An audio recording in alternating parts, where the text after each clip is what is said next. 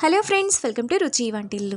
ఈరోజు మనం వంకాయ ఫ్రై చాలా టేస్టీగా ఎలా తయారు చేసుకోవాలో చూద్దాము. ఈ వంకాయ ఫ్రైని మనం 10-15 నిమిషాల్లో చాలా సింపుల్గా చేసేసుకోవచ్చు.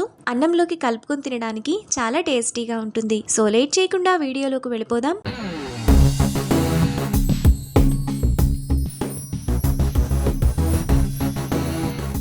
ముందుగా వంకాయ ఫ్రై చేసుకోవడానికి స్టవ్ మీద ప్యాన్ పెట్టుకొని అందులో 2.5 టేబుల్ స్పూన్ల పల్లీలు, 2 టేబుల్ స్పూన్ల ఎండు కొబ్బరి ముక్కలు వేసుకొని మీడియం ఫ్లేమ్లో బాగా ఫ్రై చేసుకోవాలి. ఎండు కొబ్బరి పల్లీలు వేగిన తర్వాత అందులో ఒక రెమ్మ కరివేపాకు వేసుకొని ఫ్రై చేసుకోవాలి.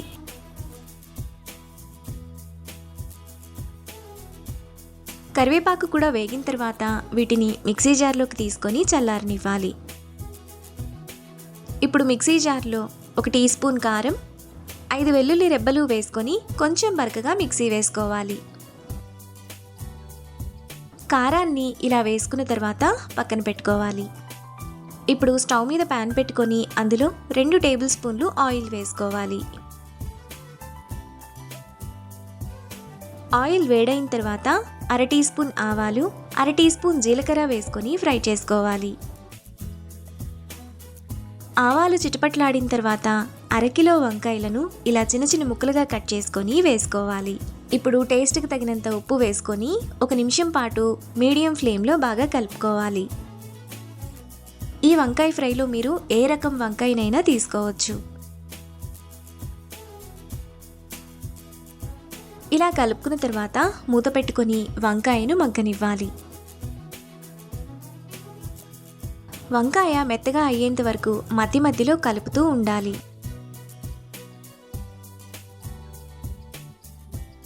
ఇలా కలుపుకున్నాక మళ్ళీ మూత పెట్టుకొని వంకాయను మెత్తగా మగ్గనివ్వాలి.